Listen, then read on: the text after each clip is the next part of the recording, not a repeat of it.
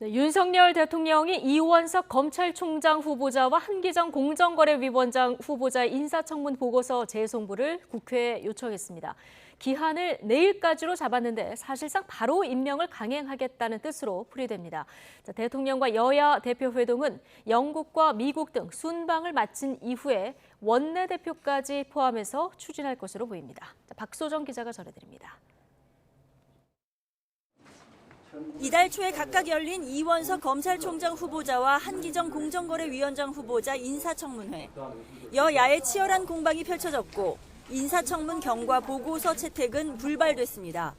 보고서 송부 1차 시한이 어제로 끝나자 윤석열 대통령은 재송부를 국회에 요청했습니다. 열흘 안에 시한을 임의로 정할 수 있는데 내일까지로 짧게 잡았습니다. 대통령실은 보고서 채택이 안 된 게 10번째라며 책임을 더불어민주당으로 돌렸습니다. 법정 시한까지 어겨가며 채택을 거부하는 것은 자칫 무분별한 국정 발목 잡기로 비칠 우려가 있습니다. 민생과 경제 상황이 위중한 때에 소모적 정쟁으로 국민의 누를 끼치지 말아야 한다고도 경고했습니다. 윤 대통령이 영국과 미국, 캐나다 순방을 앞둔 만큼 그 전에 임명을 강행하겠다는 뜻을 드러낸 것으로 보입니다. 민주당 이재명 대표를 둘러싼 검찰 수사와 야당의 김건희 특검법 발의 등으로 날카로운 여야 대립이 이어지는 가운데 윤 대통령과 여야 대표의 첫 회동은 대통령 순방 이후 추진될 것으로 예상됩니다.